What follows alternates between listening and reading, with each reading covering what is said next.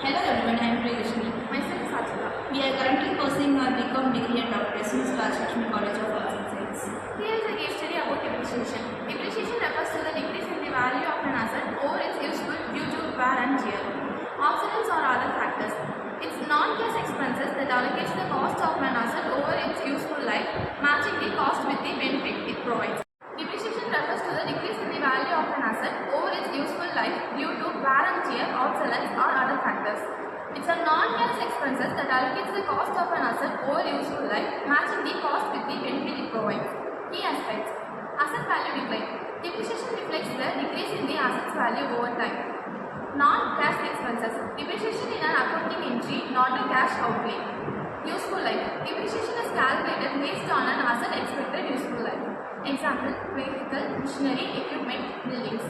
Depreciation case study. Explicit manufacturing company purchased a machine for $1 lakh to produce widgets. The machine has useful life for 5 years and the salvage value of $20,000. Depreciation calculation. Using the straight line method, the annual depreciation expenses could be $1 lakh minus $20,000 divided by 5 years is equal to $16,000 per year. Impact on financial statement. The depreciation expenses could be recorded on the income statement, reducing net income. The accumulated depreciation would be recorded on the balance sheet, reducing the machine's book value. Consideration method. XYZ can choose from various depreciation methods such as straight line, declining balance, or units of production. Useful life. The company must estimate the machine's useful life, which can impact the depreciation expenses. Salvage value. The company must estimate the machine's salvage. This case study illustrates how depreciation can impact a company's financial statement and decision making. I have a question for you. Proceed. What is depreciation and why it is necessary to account for it? Depreciation is a systematic allocation of an asset cost over its useful life. It is necessary to account for the depreciation to match the cost of an asset with benefits it provides over time. I do have questions, Sajna. Answer. What are the different methods of depreciation? Common methods of depreciation include straight line method, diminishing balance method, units of production method. Shall I ask some other question? Yeah. What is the difference between depreciation and amortization? Depreciation is an allocation of cost for tangible assets, example machinery, buildings, while amortization is an allocation of cost for intangible assets, example patents and copyrights. What factors affect the calculation of depreciation?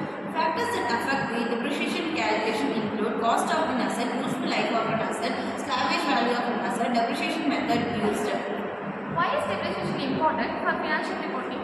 Depreciation is important for financial reporting because it matches the cost with revenues, reflects the decline in asset value over time, provides a more accurate picture of a company's financial position. Thank you all. Hello everyone, I am Abhinav. Myself, Sandeep. Myself Monisha. We are currently pursuing a BCom degree at Dr. S. Rajlakshmi College of Arts and Science.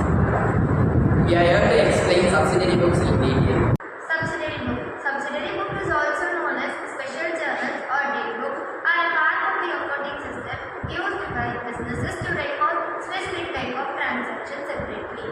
These books help to categorize and streamline the recording process, making it easier to track different kinds of transactions and reduce the complexities in the main picture.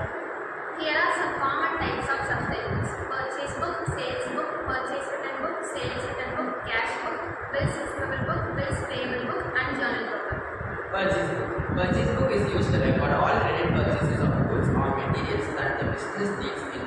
Sales book. Sales book records all credit sales of goods that are part of the business whole operations. Purchase return book or return of goods book. It is used to record the return of goods that we previously purchased on credit. Sales return book or a return inward book records the return of goods sold on credit. Cash book. There are three types of cash book in the subsidiary book. Single column cash book, which records only cash transaction. Double column cash book, which records cash and bank transaction. Triple column cash book, which records cash, bank, and discount transaction. Bills receivable book. Bills receivable book is also used to record the details of bills received by the businesses, which are promises to pay by customers at a future date. Bills payable book, which records the detail of bills issued by the businesses, which represent promises made by the businesses to pay creditors at the future date. Journal proper. A subsidiary book used for recording transactions that do not fit into any other subsidiary books. This includes adjusting entities, closing entities, and other non-recurring transactions. We have a case study about subsidiary books in ABC Trading Company. ABC Trading Company is a mid-sized enterprise dealing in electronics. The company maintained various subsidiary books including a purchase book, sales book, cash book, and a sales ledger book. Recently, the company has faced issues with discrepancies in its financial records. During an internal audit, it was discovered that some entries in the purchase book did not match the supplier invoices, and the sales return book had entries that were not reflected in the main ledger. Additionally, there was a delay in updating the cash book, leading to a mismatch in the bank reconciliation statement.